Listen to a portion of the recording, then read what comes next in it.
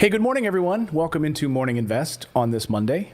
We were just streaming live on another channel by accident, but we are now live on our proper channel on Morning Invest. And coming up on today's show, Houston, we have a crappy stimulus bill. We'll get to what is in and what is out, and could we see a vote on this stimulus package as early as today? Big question, of course, I'm still waiting on is whether or not some of these Republicans will actually sign off on it and whether President Trump will actually sign it. There's a lot of crap in this bill that I'm sure you're not going to be surprised by. Things that the White House shoved in and made it a point to shove in. The good news is that by the White House shoving in this money for big business, Democrats actually got some things for you out of this. So we'll go through all of this. There's a lot to breathe in with the new stimulus package. Some good news, some bad news in all of this.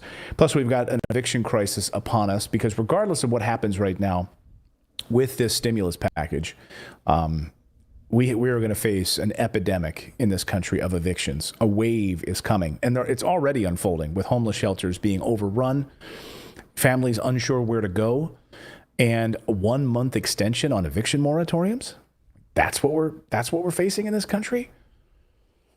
Plus, a new strain of COVID-19 is making its way around the world, exploding in parts of Europe. We'll tell you where, and what other countries are doing to stop it right now. So a number of countries are locking down their borders. Can you guess which one country is deciding not to do anything about it? Yeah, I'm sure you probably can figure that one out. So good morning on the show. Grover is here, passed out after a morning hike this morning. By the way, today is the first day of winter. Today is the winter solstice. It's always a good time to get out and get out in some nature, do a little hike, set your intentions. We wrote about that in the newsletter. I know maybe some of you don't believe in that kind of stuff, but today is the shortest day of the year, but this is when everything starts to switch. So we start to go back to sort of a more future thinking, longer days. So today is the shortest daylight day of the year. So today's a good day to kind of set some goals for the year, set some good intentions and goals, write them down, think what you want to accomplish. So I had a couple big goals this year. I said I really want to take this show to the next level. Really try to dial in and provide as much value as I can here on this show for you. Take things to the next level. We're going to be building a new studio in the next few months, so I'm excited about that. We got a lot of things planned here, so David and I have been working hard. David is in the booth. Producer David, how are you, my friend? I am good. Setting my goals too. Making a list, checking it twice. Yeah, it's a good time. My birthday is New Year's Eve, so it's always a natural time for me to think about it. But on this first day of winter, where these energies start to shift a little bit, you can think about, okay, what do I want for the rest of my, next year? What can I focus on right now? And a lot of people trying to focus on just, keeping our heads above water right now. Can we get out of this crazy pandemic? Can we get back to work? Can we get some food on our table? So all of those things incredibly important. Incredibly important. Today is also behind the scenes day. So kids are up early. They're home from school right now. So today is Operation Cookie Day. So they are making Christmas cookies right now. Can you hear that? Hear that whining? Yes. I'm glad I'm out here doing a show right now. Ava, move! I can tell you what's happening right now. Ava, move! I want to crack an egg. Ava, please let me crack it. Stop, Miles. Let me crack an egg. Glad I get to be out here with you. You just get to smell the benefits. I'll smell the cookies. Yeah. Stop, Miles. Let me crack the egg. Let me mix it. Can I crush the walnuts? I do not want my 4-year-old using that giant razor cutter knife, whatever that is. So this is Operation Cookie. Grover wants to be out of that too. He's like, I'm staying out here. It's kind of crazy in there. We hit 400,000 subscribers this weekend. Woohoo! Woohoo! Yes, thank you to everyone. We hit 400,000 subscribers. So if you are new here, subscribe to the channel. In the lower right-hand corner down here on your screen is a little picture of Santa Claus hat on our logo. Tap that, subscribe. We cover the economic and progressive news that I think is important for you and your family, covering the stories that mainstream media will not cover. They won't cover it because they have a billion-dollar narrative from their billion-dollar overlords. And if we don't somebody have does that, cover so we it, get to cover. they cut them off. Exactly. Or they don't come back on the show ever again.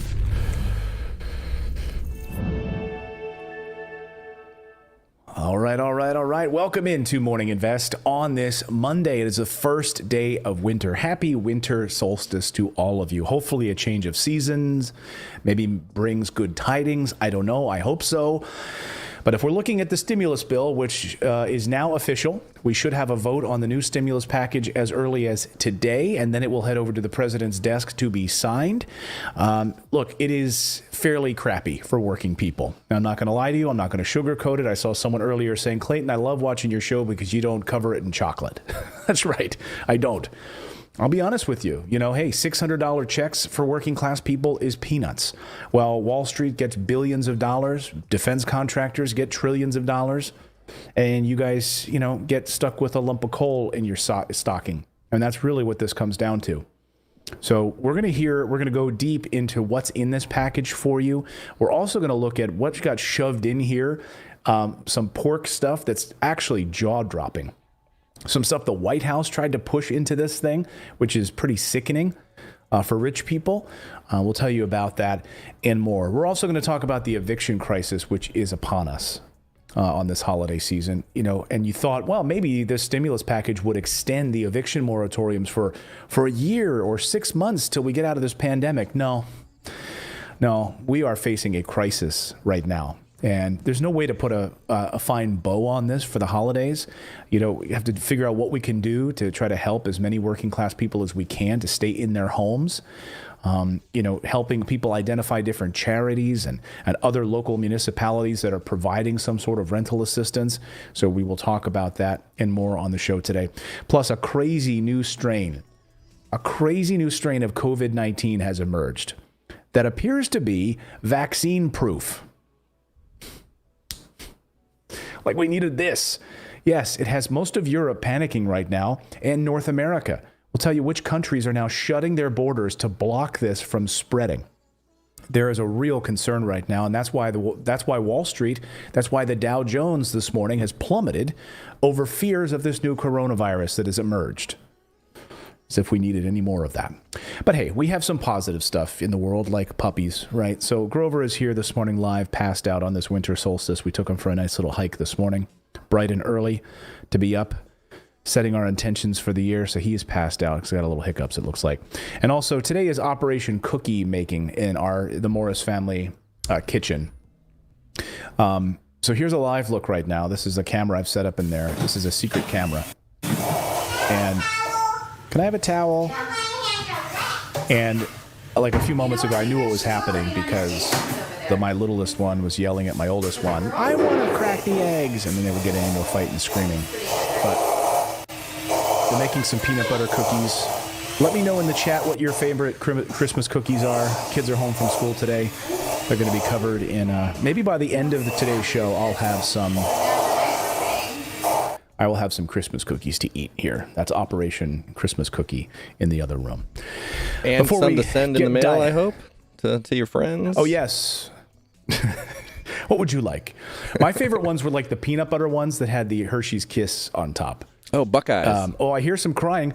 Oh, the Buckeyes. Yeah, those are good too. I hear some crying. Yes, I can. Here she wants. You have to stop whining, okay? You have to stop whining, I hear. With whiners. No!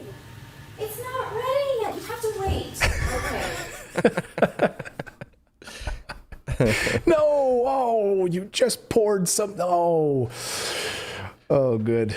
Yeah, the peanut butter ones I loved with the Hershey's Kisses on top. You know, like they a little melted. But so those were my favorite. Those weren't called Buckeyes, were they? Buckeyes were different. Buckeyes were like a fudge, weren't it? Wasn't it? Yeah, with like a peanut butter in the center, like the Ohio Buckeyes ones, right? Oh, no, they're just one chocolate ball, I think. Yeah. Okay. So, hey, all this food's getting me hungry here. I want to tell you about today's show sponsor, and how you guys can get $80 in free food right now by visiting HelloFresh. HelloFresh is fantastic. They will let you pick and choose the different meals that you get sent right to your home. You get to pick from, you want vegetarian meals, that's great. You want to get, I don't care, you want to get meat meals, you can do all of that. You can mix and match the type of meals, and what's amazing about what these guys do is that all of the stuff is sustainably sourced. You get organic foods, and you're going to save about 40% off of your grocery bill by using HelloFresh. So you think, oh, this is going to be more expensive than going to the grocery store. No, because the portions are exact. They send you the recipe cards in the mail, and you're also going to get $80 off your first order just by using our coupon code plus free shipping. So this would be a perfect gift for someone that might be, hey, struggling right now. What's great about HelloFresh is that they're also providing free meals. So when you're ordering meals, they're providing meals for people who are food insecure right now. And this is a time when I've been donating by ordering these through HelloFresh to be able to provide meals to people. So it's a perfect opportunity. Maybe order something for you and your family, save some money at the grocery store, but also be able to provide for another family. So if you go to HelloFresh.com/invest80, you have to use that coupon code invest80. You'll get $80 of free food and free shipping. So give it a try. Really delicious meals. It's salmon and chicken and all sorts of different things. If you have vegetarians in your family, vegans, you can get that set as well. You can mix and match family size, smaller family. They're really fantastic. Delivered right to your door, individually cut up and set for you so you can then make a meal that night. And they keep it interesting with these world-class chefs that they have these different recipes. So that's a little Christmas gift from us to you and from our family. In the Morris family, we've been doing that for some of our family members, and they've absolutely loved HelloFresh. So if you can do it, great, and they will donate some food to families that need it right now as well. So again, get $80 off and free shipping. Go to HelloFresh.com/invest80. All right. Our thanks to them. Let's get to the news this morning, and we have got a crappy stimulus to talk about. Look, I'm not going to sugarcoat it. I'm not going to come out here and be all rah-rah and pretend that this is fantastic. It's not. It's a lump of coal for working class families. If you could look up in the dictionary, hey, like, what is the least that someone could do for somebody else? Like, that's what this package is. That's what this bill is. Could we give you $1,200 in stimulus checks like we did the last time? No. We're going to give you half of that. Are we going to extend unemployment benefits through 16 weeks? No. We're going to dwindle it down as much as we possibly can. Are we going to shove in there other programs for rich people? Yes.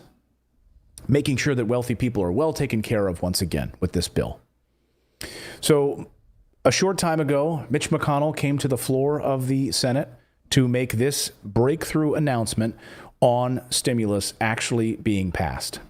More importantly for the American people, we can finally report what our nation has needed to hear for a very long time.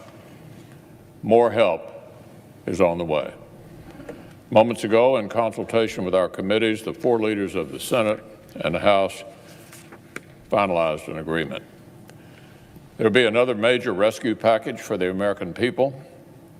As our citizens continue battling this coronavirus this holiday season, they will not be fighting alone. We've agreed to a package of nearly $900 billion. It is packed with targeted policies that help struggling Americans who've already waited entirely too long. For workers at the hardest hit small businesses, there will be a targeted second draw of the Paycheck Protection Program. We've not worked so hard to save as many jobs as possible all these months, only to fumble the ball with vaccinations already underway. Speaking of vaccines, we can nullify the success of Operation Warp Speed by falling asleep at the switch on distribution. So this agreement will provide huge sums for the logistics that will get these life-saving shots to our citizens. So that was Mitch McConnell on the floor of the Senate making the announcement they had reached an agreement And we could see a vote as early as this morning or this afternoon, in which time then it would go to the president's desk for a signature. So what's in this thing? Well, here's just a little snapshot. We'll go deeper here in a second. It includes $600 checks per person, $2,400 for a family of 4, $300 per week in federal unemployment benefits, $284 billion in small business loans under the PPP program, which has been extended. One little note on that, the PPP, from the first time around, you were not able to claim as deductions any business expenses that you had as a result of using PPP money. So if you bought or hired or did some kind of fix up to your office using PPP money, you couldn't then have also claimed that on your taxes as an expense. That would have been considered double dipping. And guess what? Now you can double dip. So now you can claim the money that you made from or the pandemic unemployment assistance, the PPP money, as well as expenses. So businesses get to double dip. While there was so much kerfluffle over the working class person double dipping on getting access to unemployment benefits at the same time also getting a stimulus check. I love how they're concerned about you double dipping. But when it comes to businesses, no problem. Double dip all you want. Stick your finger in that same bowl of ice cream that the other person's going to eat out of. No problem. Got $25 billion in rental assistance. That would go directly to the landlords who apply on your behalf to get that money. Again, we have not seen the text of this bill yet, if you can believe that. So as soon as we do, we'll get a better understanding of how that is going to be doled out. Because I have a lot of concerns about that $25 billion in rental assistance. I'll give you a few of my concerns. What if the landlord is uneducated about this? What if the tenant in the property has no clue that this program exists and doesn't alert the landlord to take advantage of this program? What if the landlord says, I'm not filing all this paperwork because you're behind on rent? Get out of here, and I'm going to evict you anyway. Can you see that happening? So I want to see how this thing will be structured. You would think it would be incumbent upon the landlord to take advantage of this program, especially if that person is behind in their rent, right? But what sort of hurdles will be in place that they'll have to get paperwork? Will they have to prove, send lease agreements and check stubs to show that tenant is behind on rent? Or will it be sort of a free-for-all, kind of the way that the PPP program was, where these businesses didn't have to prove much and there was billions of dollars in fraud? So I can imagine that the landlords that will take advantage of this program are going to be the big Blackstone group, the big landlord companies that own hundreds of buildings. They'll be all over this like stink on a monkey. They're going to have their lawyers drafting this stuff up today to be ready. But what about the one, the older woman landlord who has no idea that this exists, who's unaware? She's dealing with a tenant who can't pay, but she doesn't know that this program exists. This was the problem with a lot of the Main Street lending programs from the Federal Reserve. A lot of these small businesses just had no idea about these programs because they don't have the relationship with small businesses, the government, like they do with the big businesses. And the big businesses are constantly on the phone with the White House and the president and Steven Mnuchin and others. So they have all these relationships. If you're the CEO of Ford, if you're the CEO of Boeing, you probably had lunch with one of those guys recently. But not Nellie's Hair Salon in downtown Bluefield, West Virginia. And did they say how long the $300 for unemployment is going to go on? I didn't see anything saying the length. So the length right now, and again, I think we're still waiting to find out if it's going to be 11 weeks or 13 weeks in the finalized bill. But the $300 per week is down from the 16 weeks. So it was, they were pushing for 16 weeks, but it's not going to be that long, unfortunately. So we should have some more text on that soon, I'm hoping.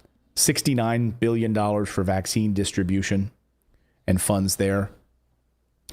There are some more details on the compromise that was reached, what's in, what's out. The $13 billion in increased SNAP and children nutritional benefits is also here. $82 billion in education with $10 billion dedicated to child care. Oh, it is? Okay, it is now confirmed 11 weeks. 11 weeks. per week for enhanced unemployment insurance. You will receive this in addition if you're also getting PUA, Pandemic Unemployment Assistance. That's in addition to this. So for 11 weeks, Democrats wanted 16 weeks. Their compromise is 11 weeks. Actually, Republicans wanted 10 weeks. So they got 11 weeks. And one of the reasons they got 11 weeks was some of the crap that they shoved in this bill that the White House wanted, which we'll get to in just a second. It has billions for vaccine distribution and COVID-19 testing, $7 billion in this stimulus package for increased access to broadband internet. I know some people might say, well, who cares about that? Well, if you've got internet, then you don't care. But for the millions of families, upwards of 12 million disadvantaged families in this country that do not have access to the internet, it puts them woefully behind. And these children that don't have access cannot do virtual learning. They've been setting up virtual hotspots, or they've been setting up hotspots in buses and school parking lots. And this, I don't know if you know this story, but this is outrageous to me. That in some of these schools where families simply don't have internet access, their parents, one of which has had to leave their job in order to take childcare of their child while they're out of school doing virtual learning. But they can't even stay in the comfort of their home because they have no internet access.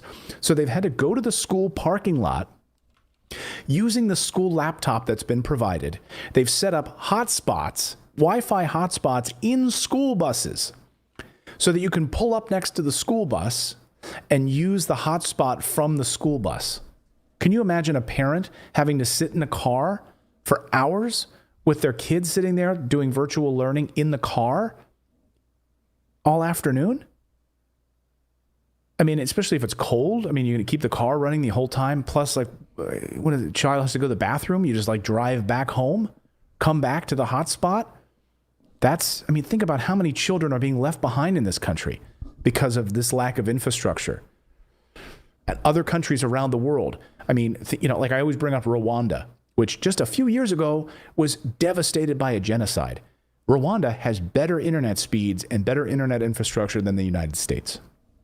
So too does Estonia. When I was on Fox, I used to use Estonia as my favorite example. The United States is below Estonia for internet access. Way to go, greatest country in the world. Remember, as you said, David, Al Gore invented the internet, so I think we'd have better infrastructure in the United States. And you can't even check email at a hotel. Right. Yeah, one of our team members was traveling, Philip, who does a lot of work behind the scenes for us, and he was traveling and just had to go to the hotel. And we're like, oh my gosh, the Wi-Fi is just going to be awful to download a video file to do. It's like you have better luck using a cell connection, We'll have a tax credit for employers offering paid sick leave. It extends the employee retention tax credit. There'll be $82 billion in education, $10 billion for childcare. So, Mitch McConnell couldn't leave. Well, first of all, this is of course peanuts from what many people wanted, including Senator Josh Hawley, who gave an impassioned speech. If you missed it, I want to play a little clip of it. He really eviscerated other members of his chamber and other members of the Republican Party and other Democrats, for that matter, who did not vote for an extension of $1,200 unemployment stimulus checks, as well as more advanced unemployment benefits. He had this to say. He said, this is, $300. This is peanuts. $600 per child. This is a fraction of what was offered to working people in the CARES legislation just a few months ago. Legislation, I might add, that every member of this body voted for. Every member voted for. And now they'll be getting only a portion of that. It all adds up to about $100 billion. And we're told that there just wasn't enough left over. There just wasn't any more available for working people. But yet I noticed, Mr. President, that in the spending bill that we're also going to vote on as part of this package, a bill that costs over $1 trillion. Yeah, listen to this stuff. Are you ready? Pay attention to what's in this bill, in this spending bill that Republicans managed to shove in here. And there's some stuff from Democrats, too. And there's some stuff from the White House that'll make your jaw drop that President Trump pushed for. Listen, what they managed to spend money on, but not for you, the American worker. We managed to have found $65 million for salmon recovery in the Pacific. $643 million to carry out international communication activities in the Middle East. Yeah, because we need to be spending more money in the Middle East, don't we? Jeez. Millions of dollars we're spending in the Middle East in our spending bill to keep the government open. On top of the 750 some billion they just got in the military budget. Exactly. Yeah, you want to see this? What David's talking about is this. The annual defense spending in the United States.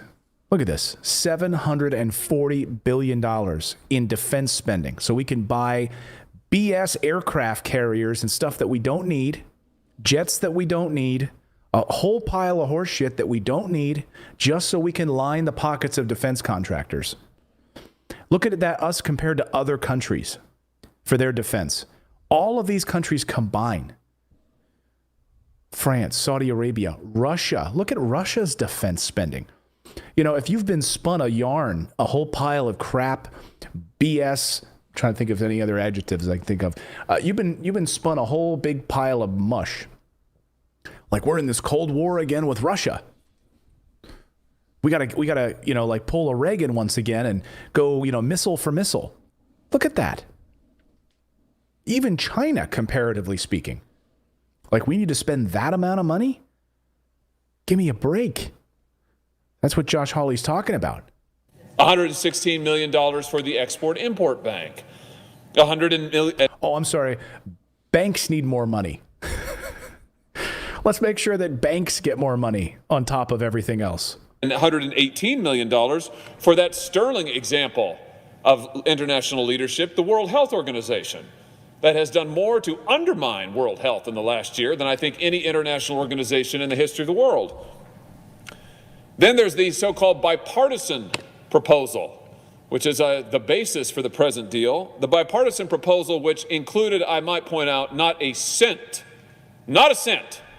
in direct relief for working people. Almost $1 trillion in costs, not one penny in direct relief for working people until it was added recently. That proposal included $20 billion for higher education. $20 billion. This part is outrageous. If you're not pissed off about this, you're not screwed on right. Your head is not screwed on right.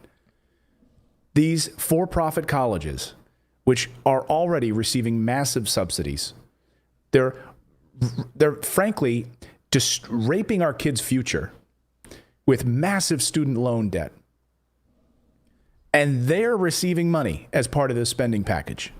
This going to many universities who have massive endowments worth billions and billions.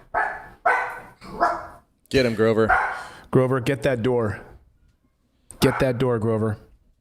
Of dollars, most of that built on the backs of taxpayers, I might add, and yet we cannot find any further funds to help working people in this country.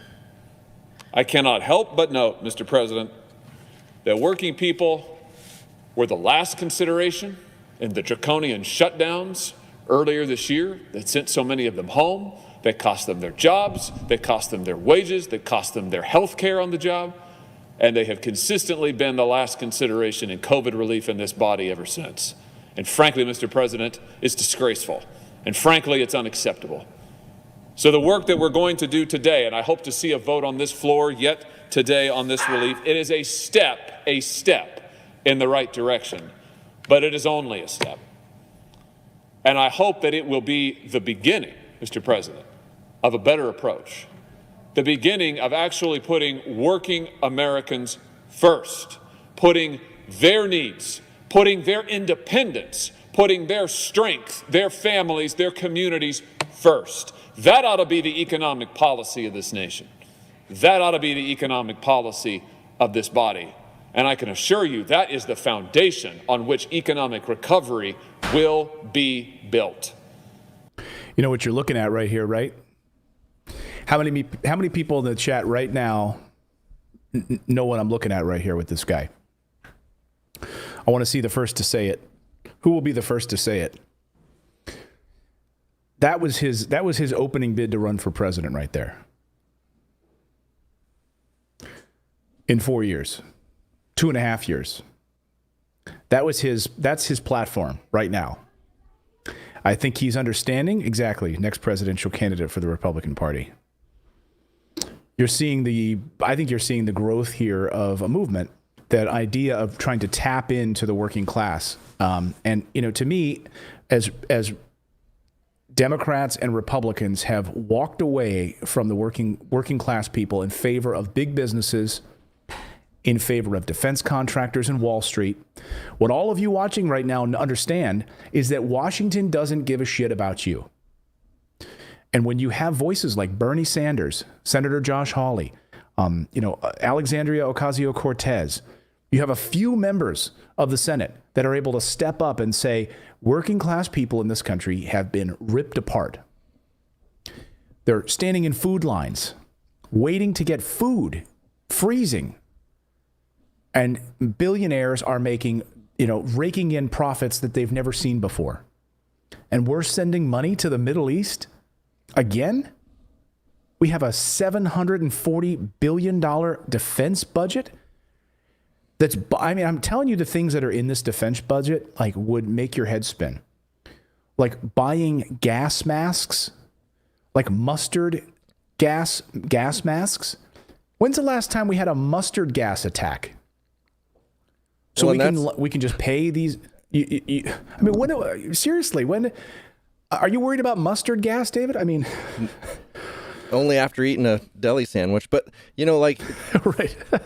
Think about all the other money though that's snuck in, just like the Middle Eastern money that was snuck into this bill, like that additional money that's snuck into the military that doesn't even go to that total. Right. So this $740 billion is in the Defense Authorization Act. Now, what about all of the billions that are also in this spending bill to keep the government open? They backdoor shoved money in any way that they can to get into the hands of these defense contractors. And the fact that these billion-dollar universities are getting an additional $20 to $25 billion in money from the federal government, when they literally rip our children apart with these ridiculous student loan debts. And by the way, tell me something, you really believe that your piece of paper, your degree from X, Y, and Z university is even worth what it's printed on anymore? So if I go $150,000 in debt to get my, liberal arts degree from X and X university, that it really is going to help me? How many people right now watching are swimming in student loan debt and not even using the damn degree that they got in the first place? The value of a college degree has plummeted. Google doesn't even give a crap if you have a college degree. They want to know that you actually are a good human being and know how to code and can come up with ideas, and maybe you've done some interesting things on your own without spending 4 years wasting away in a university and going hundreds of thousands of dollars into debt. So a lot of big companies are now saying, holy crap, Pandora's Charm in our chat room right now says she's $30,000 worth of debt. $30,000. Christine Rains says, my husband has a Juris Doctorate and can't find a job. Dolores Smith has a mathematics degree. Holy shit. Carol says, I'm $65,000 in debt. It's too many. And so, of course, there is a big push right now to eliminate all student loan debt in this country. I want to spend more time tomorrow on the show talking about student loan debt, because there's some interesting things that I think need to happen with student loan debt. It cannot just be wipe away all student loan debt and then not have a program in place to make sure that people don't slip back in that again. Some interesting analysis coming out about what Joe Biden might do with upwards of $50,000 student loan debt removal when he gets into office with the stroke of a pen. How transformative would that be for you if on January 20th, President Biden, when he takes office, with the stroke of a pen, would be able to eliminate all student loan debt in this country, or $50,000? How transformative would that be? Chuck Schumer is calling for it. Nancy Pelosi is calling for it. Elizabeth Warren is calling for it. And he can do it with executive action. It would be transformative. Holy smokes. Steve Lee has a $72,000. Bonnie Beck, $85,000 in student loan debt. It's just awful. It's just awful. So there's more to get to in the stimulus package. If you're just joining us, here's what will happen today. They're likely to vote on this today after everyone gets a chance to read it. We have not seen the actual bill yet, so we're still waiting on this massive text. It could be upwards of 600 pages or more. They'll have to read it, go through it, but this is the framework: $600 check per person, $2,400 for a family of four. Adult dependents would not be covered under this, unfortunately. That was part of a compromise that Republicans wanted. $300 per week in federal unemployment benefits. Small businesses, PPP, would get another round of $284 billion for small business loans, $25 billion for rental assistance, $69 billion for vaccine distribution funds. It would have, what's been excluded from this, of course, is liability protection and state and local funding. It's worth noting what Mitch McConnell... Go ahead. Well, I was just going to say, can you imagine the conversation, like you and I were having a conversation about who to help right now, and we're just like, those adult dependents, you know what? Nah, forget them. They're on their own. You know, like just the mindset you have to just like nitpick and decide who you're not going to cover in this, and just be like, no. $600, $700 a week? No. It's got to be 600. 14 weeks? No. 11. That's too much. We can't give them that much. 11. Yeah. Right. We wanted 10. $20 billion for universities? Fine. Yeah, let's put that in there. Yeah, and when you think about these dependents, these adult dependents that they're talking about, these adult dependents they're dependents for a reason, right? I think of my uncle Paul. He had schizophrenia. And he was a brilliant individual. His schizophrenia came on during his college years. He went to Phillips Exeter Academy. He was really a brilliant guy. He wrote like 3 books. It came on, and he ended up having to drop out and move back home with my grandmother. And he lived with her the rest of his life. He was a dependent. You know, he would hear voices, and he would just retreat. This is before we knew a lot about schizophrenia. He would retreat to his bedroom and put on records and just, try to calm the voices.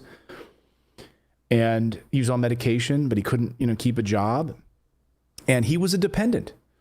We have viewers here who are watching right now who've said, my son lives with me. He's 32 years old. He has schizophrenia. He's a dependent. So he doesn't get a stimulus check because I'm sure that mom doesn't need that extra help for their son that she's taking care of. I mean, it's unbelievable to me. So you're sitting around a table. You're absolutely right. And these rich senators, members of the House, that are all like in this little bubble, this little cloistered environment. It's like they're so shielded from. I bet if Mitch McConnell sat down and there was a room full of moms and dads who said, "We have adult dependents that live with us. I'd like you to meet them. I'd like you to hear their story." If Mitch McConnell would walk out of that room after having heard those stories and still voted against adult dependents getting stimulus. Oh, he'd be like, I gotta leave right now. I got to get to my meeting on salmon. We got to protect the salmon. Get that so right. We don't lose that. I got to get to my big oil meeting, because they donated millions to me in the campaign. So I got to go meet with BP. So the next time they spill a bunch of oil in the Gulf of Mexico, they won't be held liable.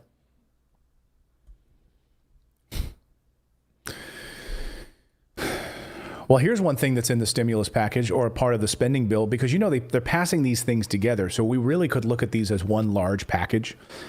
One of the things that's really outrageous is this. In the draft legislation, there is a provision that the White House wanted in this, which is a 3 martini lunch. It's called the 3 martini lunch provision, the tax deduction. The draft language of the emergency coronavirus relief package includes a tax break for corporate meal expenses, pushed by the White House and denounced by congressional Democrats, according to a summary of the deal that's been circulating. So the officials spoke on the condition of anonymity for fear of being ripped apart by President Trump, I'm sure. President Donald Trump has for months talked about securing this 3 martini lunch tax deduction as a way to revive the restaurant industry badly battered by the pandemic. But critics said it would do little to help struggling restaurants and would largely benefit business executives who do not urgently need help at all during this time. it allows them to basically go out to lunch and write off this big deduction. Some Democrats recoiled at the proposal, though it's also been denounced as ineffective by conservative tax experts.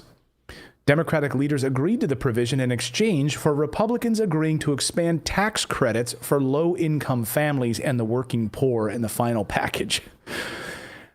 So literally, this is what, okay, you know what, President Trump, you want these deductions for rich people? Can we have a tax credit for poor people? Like, that's the horse trading that was unfolding on this. According to Ron Wyden, Democrat of Oregon, Republicans are nickel and diming benefits for jobless workers, while at the same time pushing for tax breaks for 3 martini power lunches. It's unconscionable, he says. The cost to taxpayers of this proposal is not known, though tax experts expect it to exceed a few $1 billion. Since the 1980s, under Reagan, businesses have been able to deduct 50% of their meal expenses. Now they'll be able to do 100%, allowing companies to deduct the full cost of a business meal off of their federal taxes. Just think about that for a second. When is the last time you went out to lunch with a group of business partners, spent hundreds of dollars, and then wrote it off on your taxes? This happens all the time at the corporate level. I'll put it on my account. Yeah. I'll put it Jerry, on. No, I got it today. Jerry, I was thinking about having another martini. Well, with the new tax plan, why don't you have 3? Why don't you have 3 today with your pinky out? Jeez. Clayton, I know that looks like you're drinking a Guinness, but this is actually an iced coffee. But Clayton, have another Guinness on me. We'll put it on the business. Okay? What was that movie, Wise Guys? Thanks, Mr. Accavano. Did you ever see that? Joe Piscopo? Yeah. Every time they bought Right. something, no, thank you, Mr. Accavano. Like, no, You. thank you, government. God. But this is the kind of stuff that gets rammed through, and most Americans don't know about it unless we call attention to it. You know, Fox News is not going to cover this. OAN Network is not going to cover this. MSNBC is not going to cover this. Why? Because all of those big media companies are run by billionaires who take 3 martini lunches. They want this provision in there. This benefits them. Heck, Tom Brokaw at NBC News used to have 3 martinis at lunch. He used to go up to the Rainbow Room at the top of the 30 Rock and have martinis. I know because I had a friend that worked in his office. So Tom Brokaw, who would do the 6 p.m. news, would go up to the Rainbow Room on the top of 30 Rock and have lunch with Colin Powell, you know, presidents, secretaries of state, have multiple martinis, go back to his office, and then do the 6 p.m. news. Welcome to NBC News In Depth tonight. Ever wonder why he talked like that? It could be because he had 3 martinis at lunch. NBC News In Depth tonight. I had a 3 martini lunch today. I'm feeling good.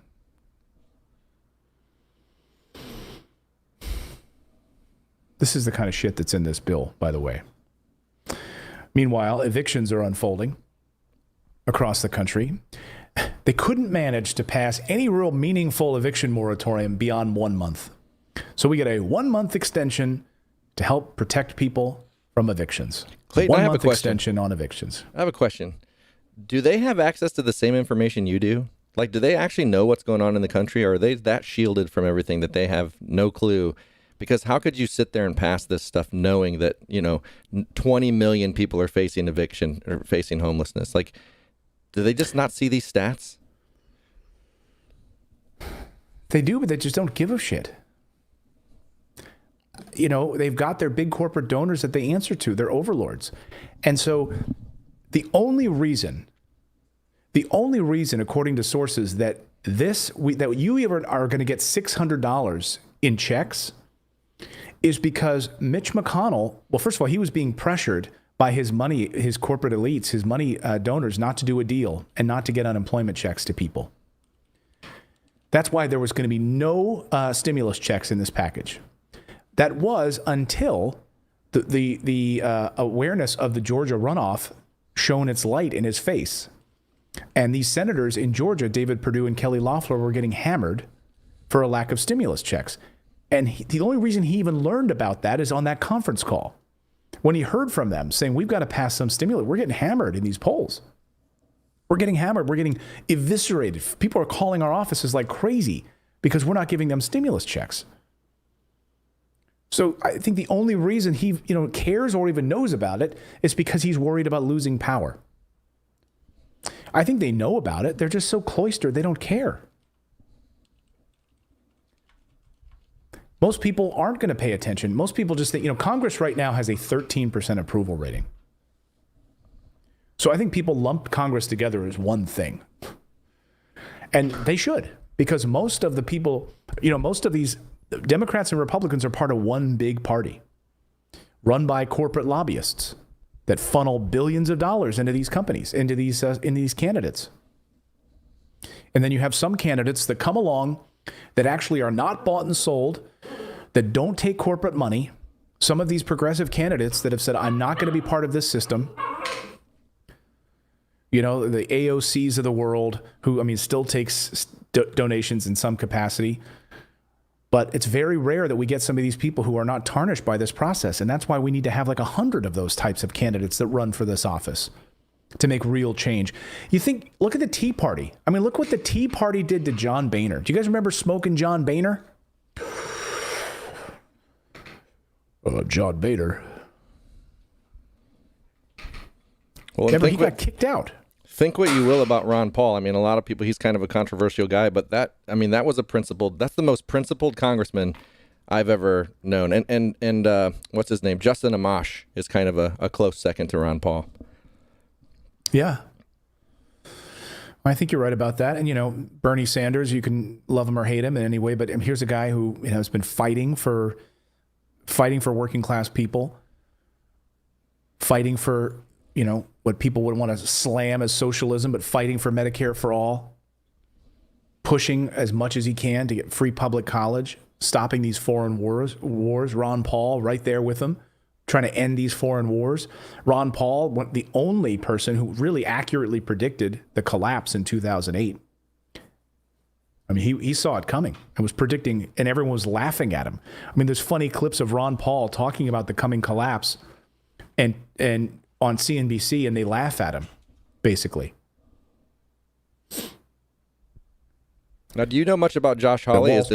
Does he fall in this category, or is he gaslighting? What is he doing? Is this him, or it's hard to say. Is he just doing this for his presidential bid? Maybe I don't know. I don't know enough about his history and track record. I do know that he's one of these guys who has been talking about phony election results, propping up conspiracy theories. So on the one hand, he's sticking up for working class people right here. But on the other hand, he's pushing phony election stuff on behalf of Trump as well, which is really bizarre. I don't know who his donors are. But I have to think that maybe he sees the light in all of this. I'd love to hear from our Missouri watchers today. What do you think of Josh Hawley? I've never heard of him having this kind of stance before. Have you heard of his name before, the last 2 weeks?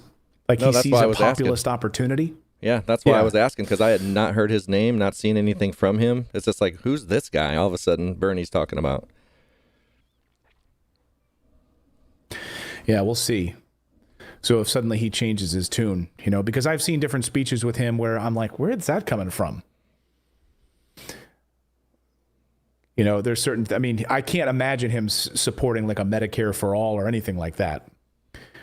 So I think maybe maybe he's a king of convenience right now, right? He sees an opportunity to be a voice of the working class people, positioning himself for something in 2024 or re-election, can say to his Missouri voters, I stood up for you when other people wouldn't. I stood up to the corporate Republican Party. You're seeing a change in both parties right now. You're seeing the corporatists and you're seeing the fringe. And the fringe who are saying, we're not going to take your money. We're going to stand up for the working class. We're going to fight for Medicare for all, free public college, a livable wage in this country, $15 an hour minimum wage, which should have been passed in the late 90s for crying out loud. Like, it's not an unpopular position. Why does Congress have a 13% approval rating? It's because everyone's friggin' out of touch. That's why. It's a miracle. Wow, it's amazing. If you actually support the things that Americans support, overwhelmingly supported stimulus, overwhelmingly support Medicare for all, it's amazing what can happen. Well, and if people actually took the time to educate themselves and held these people accountable, because the reason they do this is they never get held accountable. They don't lose their seats because people don't pay attention to what they actually do. They listen to the words that come out of their mouth. And this is the first time I think that I remember where we're actually seeing their words not mean a damn thing, because we're seeing what's passing in the stimulus. And it's both sides. It's Democrats, it's Republicans. They'll say one thing, but they're doing completely different things. And they just keep getting their seats because people just trust in what they say, not what they do. Well, and I hope that maybe we're helping with this show and other shows like this, that we can spread the word about this stuff. I mean, I was heartened and disheartened. I thought, okay, with the amount of stuff, the focus on Mitch McConnell, like how are you not going to pass stimulus at the end of the summer? How are you trying to pass a stimulus bill that doesn't have stimulus checks or unemployment benefits in it? And he's running for re-election in Kentucky, and then he wins.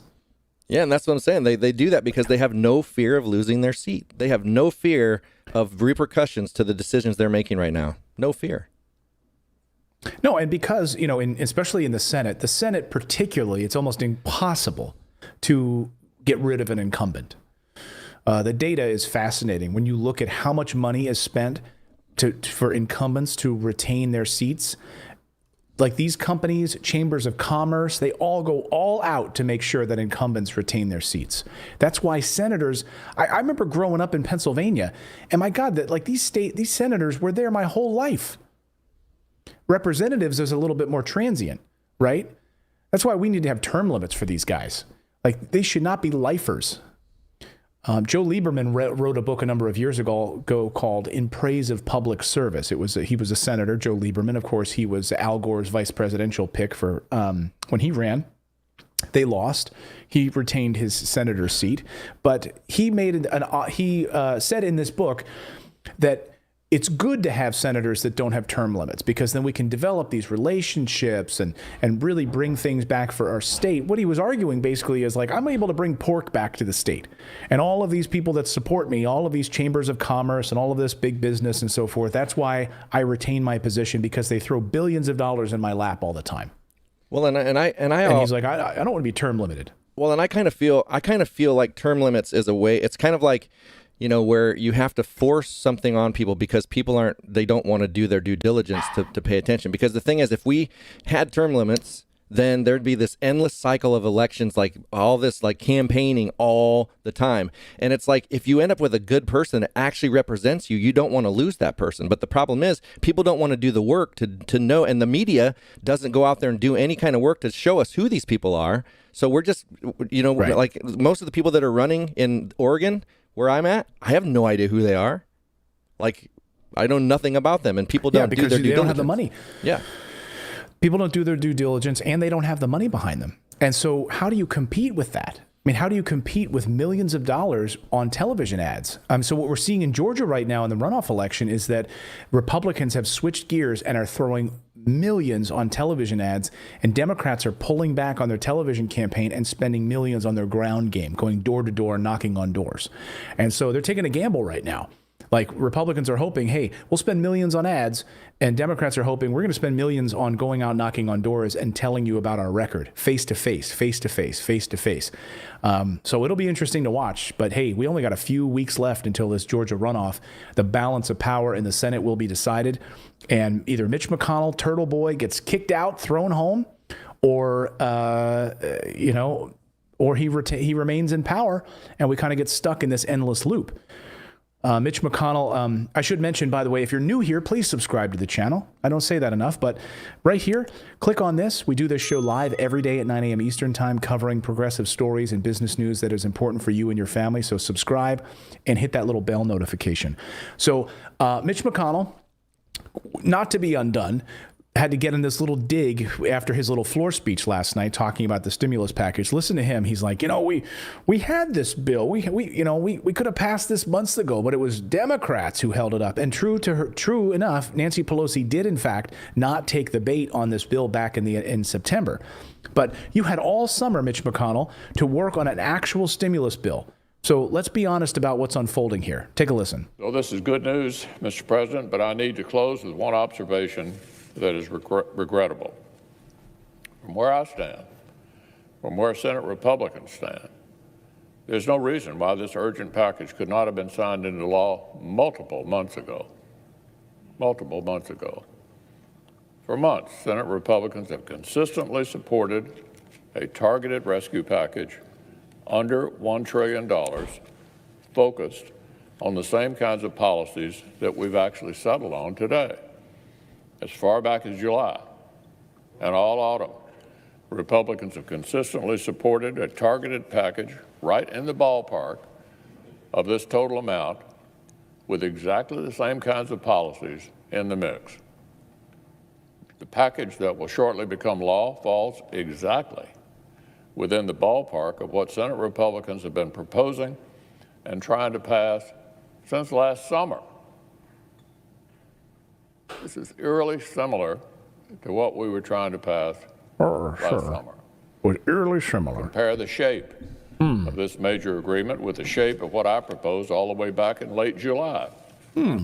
Yes, some fine details are different. Yes, some fine details are different. So what I'm trying to say is I am the hero. Right, exactly. Even Josh Hawley admitted on the floor of the Senate, a Republican said there wasn't a dime in this thing. There wasn't a dime before. There wasn't a dime in here at all. Oh, and by the way, let's not be, I can't stand, I was a history major in college. I cannot stand revisionist history. I hate it. And I love that he's pretending that he had support of his Republicans in his caucus that would vote for a stimulus package of that size. $1.8 trillion my ass. Multiple Republicans came out. In fact, I went through my archives this morning and looked at the articles and things that I had clipped at that time, even back in October, that said there's no support. Republicans were coming out of the woodwork saying they would not support anything that high. They did not want to go above $500 billion. Ted Cruz, I mean, the list goes on. They did not want to pass any kind of stimulus package. And by the way, that stimulus package back in August and into October had no money for direct stimulus checks, had no money for unemployment benefits. As Bernie Sanders so eloquently mentioned the other day on the floor of the Senate, you want to talk and get up there and spin, Ron Johnson, this idea that you guys put forth this bill and we didn't bite on it. The reason we didn't bite on it is because there was nothing in there for working class people. Not a lick. I mean, this is exactly what Josh Hawley said on the floor of the Senate just a short time ago. Republican Josh Hawley, by the way. But you're the hero now. How good do you feel about yourself as millions are facing evictions now? I want to highlight one woman. This is particularly sad. This one woman, her name is Latifah Taylor.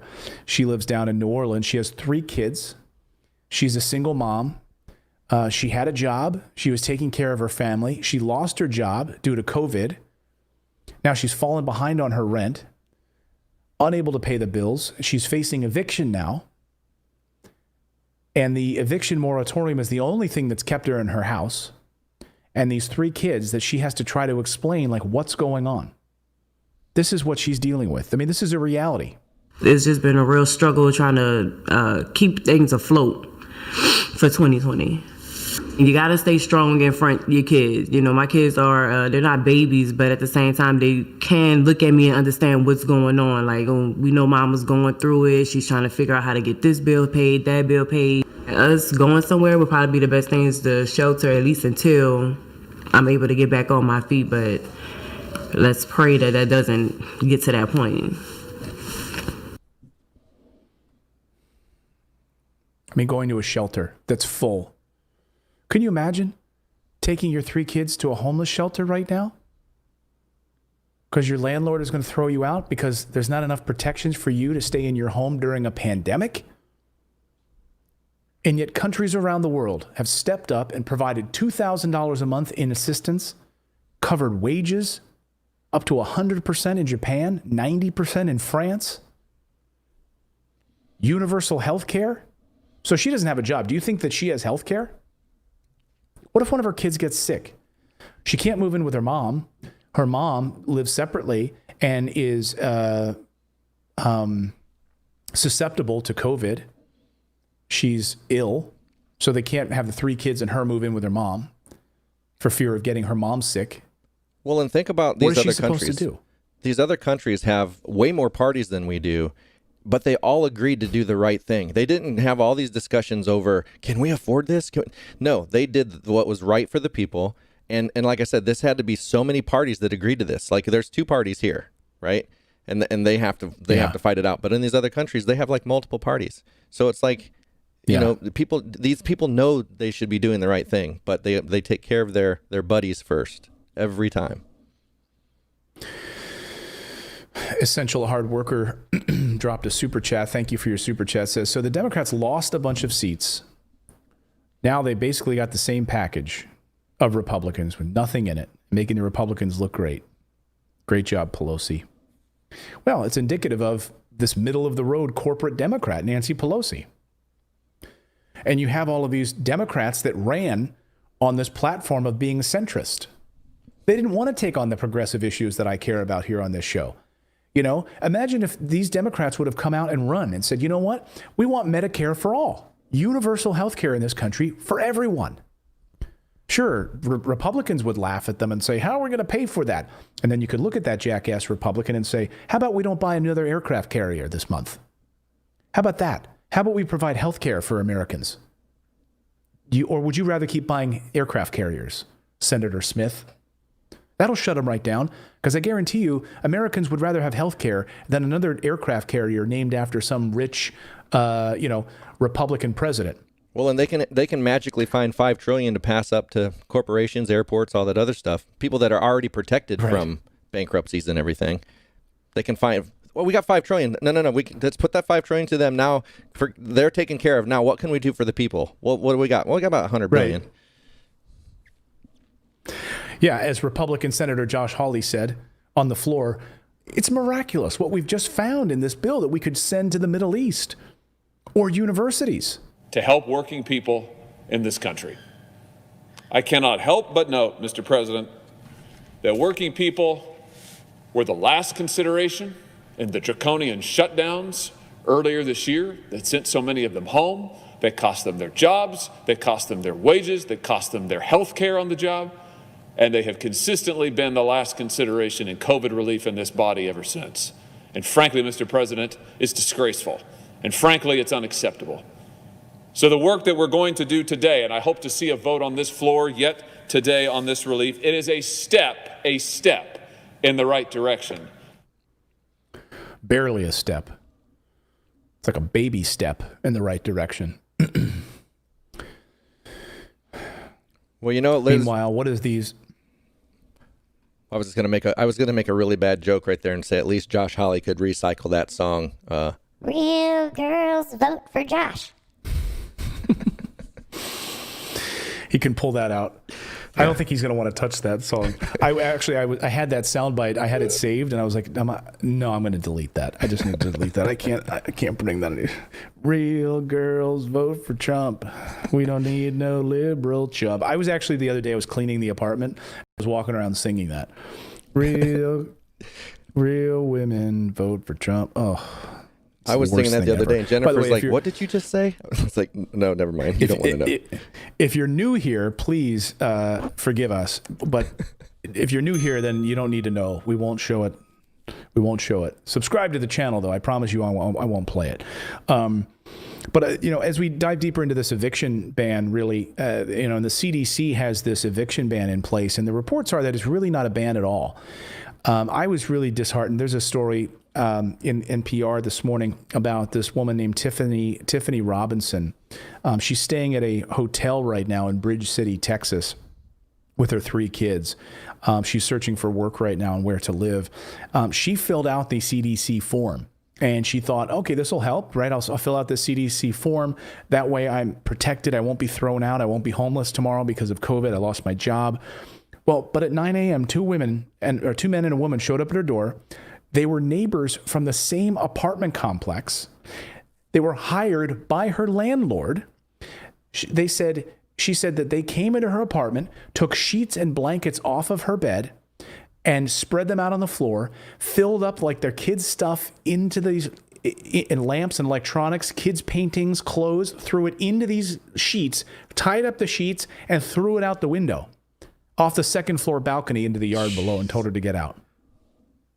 They yanked the Wi-Fi system out of the wall. Her son was in the room. Her 12-year-old son was doing remote schooling in his bedroom. And she said, please, please, please leave him do his homework to clean up that room as the last possible option. Can you imagine that? So this little boy is in his room doing his homework, using the Wi-Fi for remote learning. The mom is watching all of their other stuff be thrown out a window outside.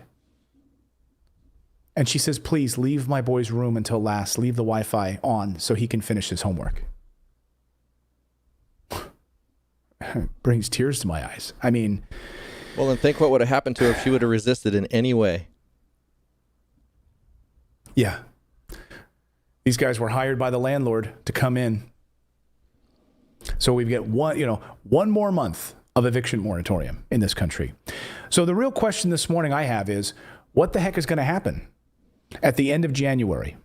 Because this is the problem we're facing. This is an eviction expert and a housing expert who says we're in for a dark winter. Estimates are that low-income renters will owe anywhere between $30 billion and $70 billion in back rent, which is clearly more than they can ever pay off.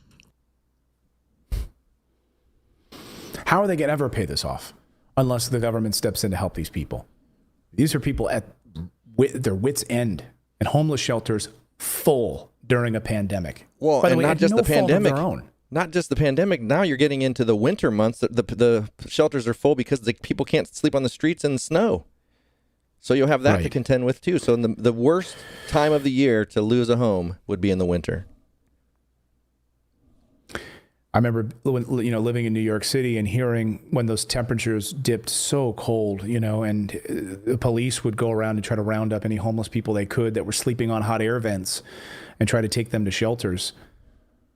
When I would come to work in the morning, I'd get off the subway or whatever, I'd come through and I'd see, there are homeless people sleeping on air vents.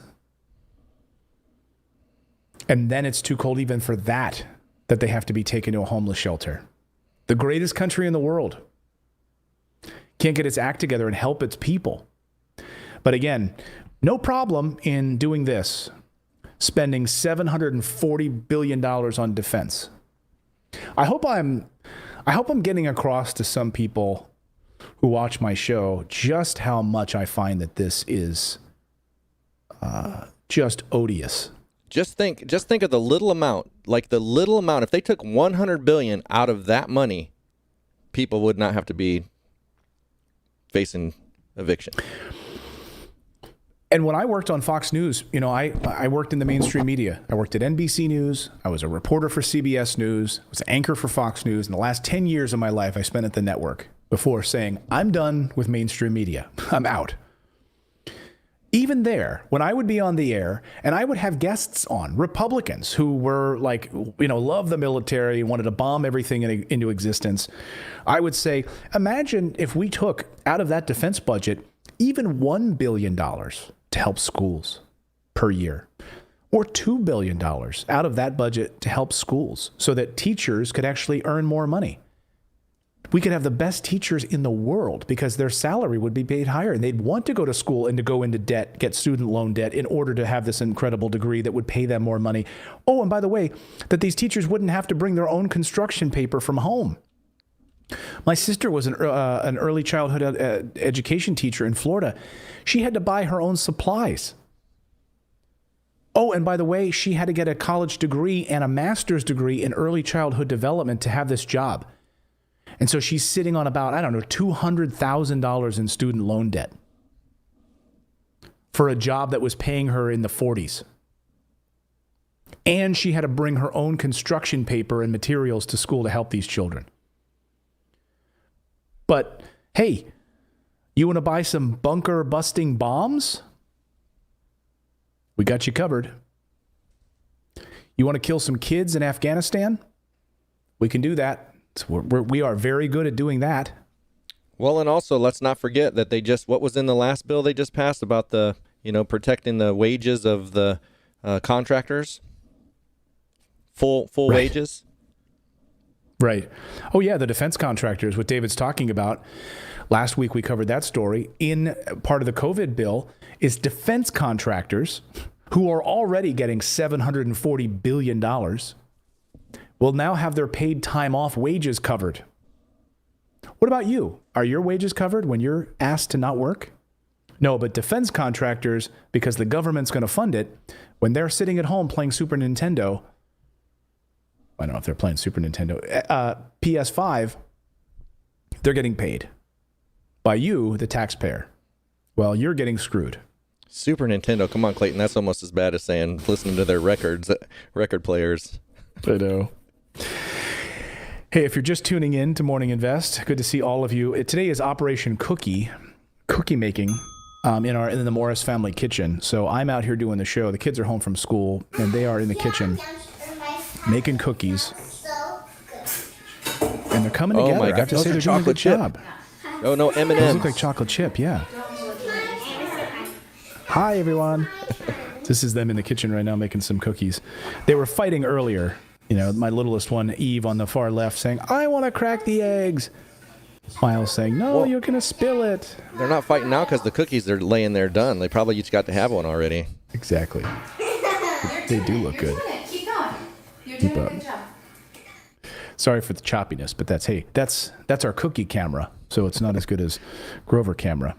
Grover Cam he's passed out over here after a morning hike this morning. So did you hear about this new strain of COVID that's going around? Frightening right now in the UK as countries all over Europe right now are clamping down on the borders. British Prime Minister Boris Johnson was due to chair an emergency meeting with ministers on Monday after the announcement of this new potentially fast-spreading new coronavirus variant. And now it's caused this chaotic border shutdown. Remember, Britain in a few days is in Brexit. They're leaving, right? So there's all of these last-minute negotiations, like what's going to happen. Now, all of these countries around the world are saying, hey, UK, stay away. You're not allowed to fly in here. Canada even. Canada announced a travel ban. Canadian Prime Minister Justin Trudeau said the decision was made to keep the Canadians safe across our country. So you might be saying, I'm sure the United States would step up, right? Hey, we closed our borders down when China had the coronavirus, and now there's this new deadly strain that we don't have a vaccine for. Apparently, it's vaccine resistant. It showed up in Italy, in Rome, and this guy got this test and what is this that you have? This is not COVID. This is like mutant COVID. So they shut the borders down to Italy. They shut them down to Greece. They shut them down to Portugal. They shut them down to Spain, the Middle East, all across the Americas, except the United States. I guess it's because Trump loves his buddy Boris Johnson.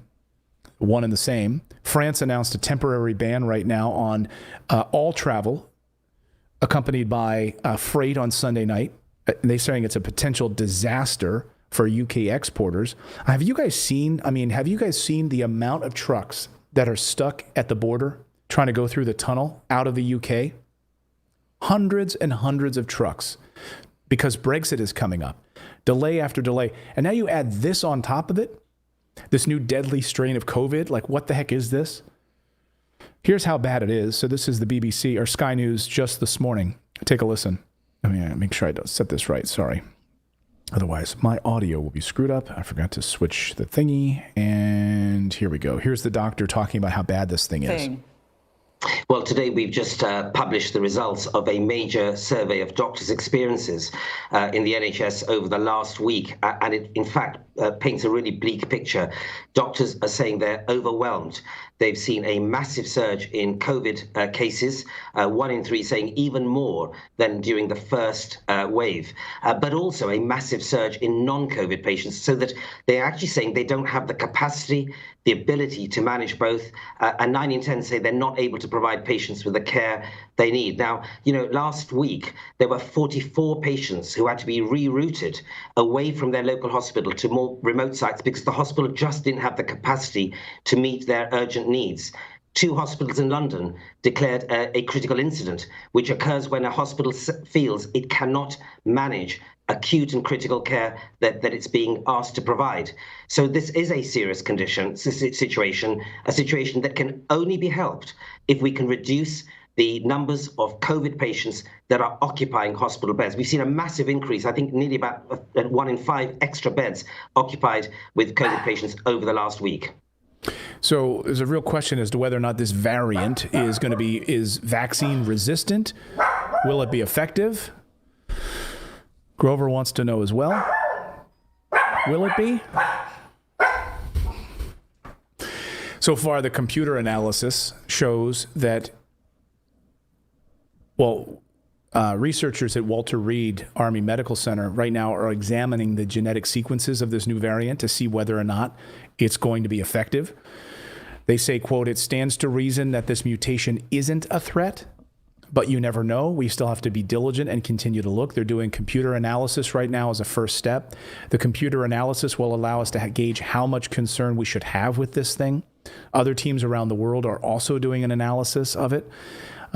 If the computer analysis shows there's a concern, then studies would need to be done in the laboratory and in animals to determine if the vaccine will work on this new variant or not. So there's no evidence to suggest this vaccine will be any less effective against the new variant. That's what Boris Johnson is saying. He's saying our experts will continue their work to improve the understanding as fast as we can, but not everyone agrees. And so there's a question as to whether or not this new lucky strain, as it's being called, will be amplified because it's like a super spreader kind. We don't know. So hopefully we won't have to be scared about it. Hopefully they can get this in. It will just be a slight variant. It'll still be effective with the Pfizer and the Moderna vaccine. So hopefully, but shouldn't we take the precaution in the United States? I mean, I'm just saying we did out of China.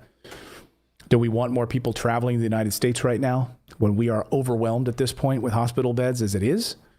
And now we want to introduce a new variant into the United States when we have an opportunity to stop that? I don't know.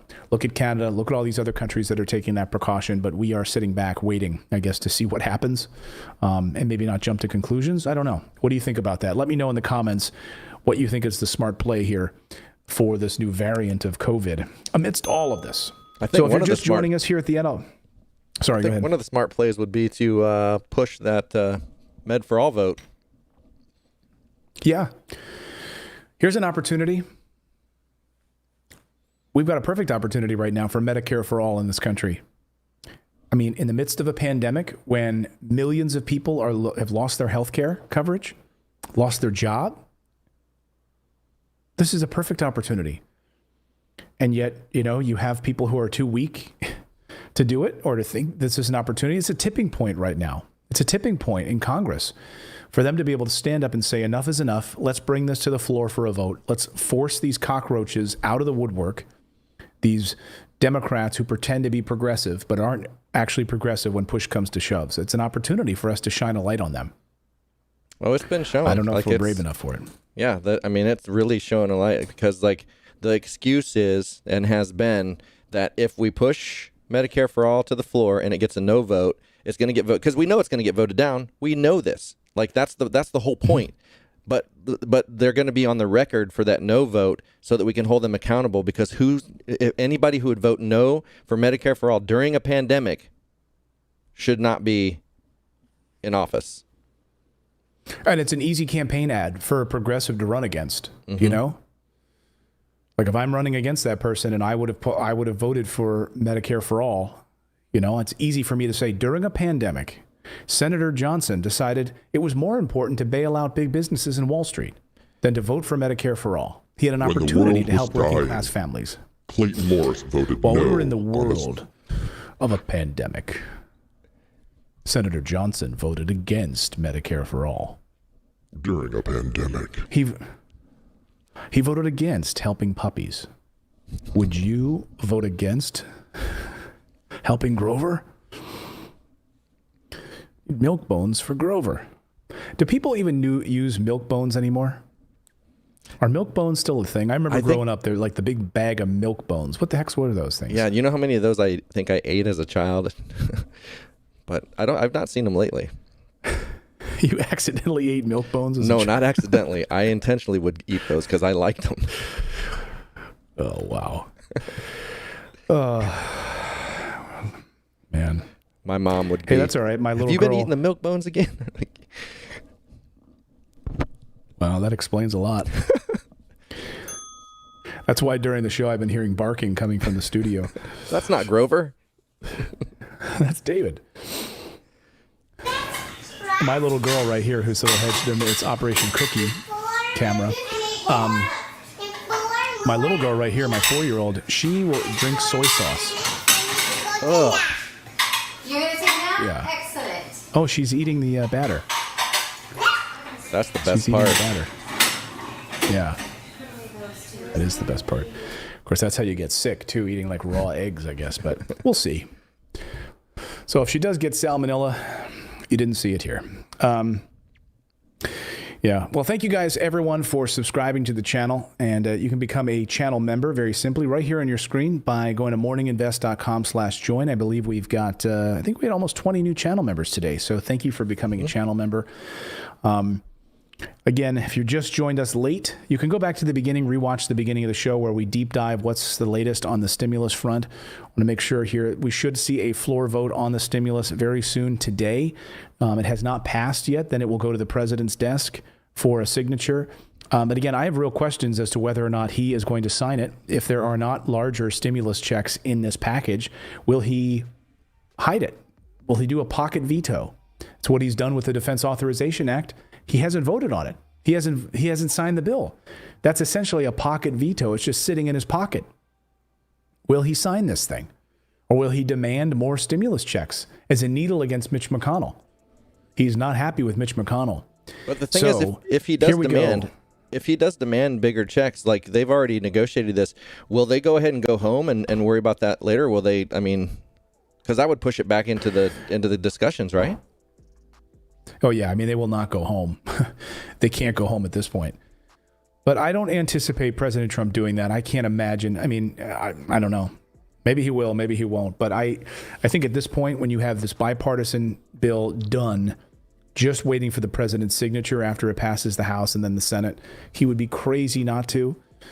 Look, Joe Biden at the end of January could pass a much larger stimulus bill to the tune of $3 trillion if he wants to. It's pretty sad. Meaningful stimulus. It's pretty sad that we have no idea, and we're all worried like where Trump's ego is going to be when that hits his desk. Like, okay, where's his ego going to be when it hits his desk? Everybody tell him he's a good president, or tell him he's bad, so he's in a good mood, or whatever. Right, like what side of the bed is, what side of the crib is Trump going to wake up on this morning? You know, like we don't know. We just got some breaking news, though, on the stimulus. I want to bring it to you real quick before we sign off here. Treasury Secretary Mnuchin says he expects direct deposits of $2,400 for a family of 4 to begin arriving as soon as next week.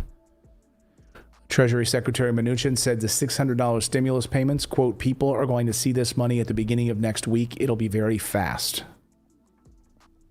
So, the one-time payment will hit and again, if you've got your bank account already set up, if you receive SSI or SSDI, you won't have to do anything. If you have your direct deposit stuff already set up from the last stimulus, you won't have to do anything. This will be automatic. Paper checks, though, if you receive paper checks, those could take longer to arrive, could take a few weeks to arrive. They are going to dole out those paper checks to people making under $20,000 first. And then those checks will go up to $30,000, $40,000, all the way up to the $75,000 threshold in that order. So hopefully you have it on direct deposit and file for you to receive it as quickly as possible. Later today, we'll be back with an update on all of this and keeping our eye as to when this will pass, when it will be signed by the president. And we will be back a little bit later this afternoon. So please make sure that you subscribe to the channel. Right down here in this little corner is a little Santa hat. Tap on that, tap the subscribe button, and turn on that little bell notification so you'll be notified as soon as we publish a new video. Grover says, much love to all of you on this Christmas, on the first day of winter today, December 21st. I will save some cookies for you. And there's more here. Miles, get out of the way. He's blocking cookie camera. I'm sorry. The cookie camera. Your job. Put that away. But they are making plenty of cookies. It's their job this morning. All right. We'll see you later, everyone.